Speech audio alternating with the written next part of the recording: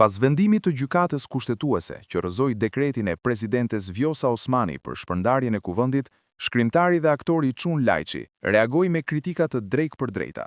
Ai theksoi se veprimet e tilla nuk duhet të interpretohen si fitore dhe se përdorimi i pushtetit në këtë mënyrë dëmton besimin e qytetarëve ndaj institucioneve dhe drejtësisë.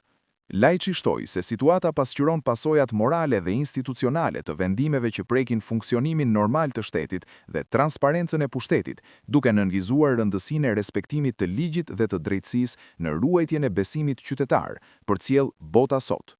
Shkrimi i plot. Mos ofendoni, se do t'ju bllokoj. Jo, mos thirr për kuvend, thirr për shkarkimin tënd. Mos më thoni se po tallem me një zyrtare të lartë. Jo. Unë po tallem me veten teme, me dashnin teme ndaj shtetit tem, sepse Kosova del mirë vetëm kur duket mirë presidentja, e presidentja, kokorrosh, ec rrugëve të shtetit tu e buzëqesh e tu e fol popullorçe. S'po dun me mba presidente.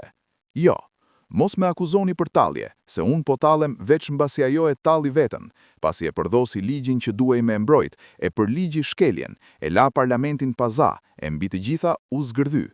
Kur ma e lumtun s'kam qënë. Mos porrej, e kush është ma i rrezikshëm se ai që gabon e gëzohet me gabimin e vet. Unë e kam dasht aq shumë sa kam shkrue dikur. Kam dasht me qeni juaj, e nimfat rreth teje nuk më kanë lënë, dhe më kanë përqesh, më kanë sha, më kanë ba armik, jo ata që i kam kritikuar, por ata që i kanë duar trokit. Sot nuk po them asgjë të keqe, veç po i drejtohem kushtetutës.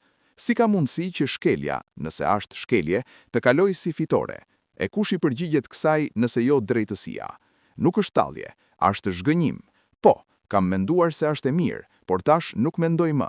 Ashtë e drejta ime me menduar siç ma thot mendja mua, dhe nuk ju lejoj të me fyeni.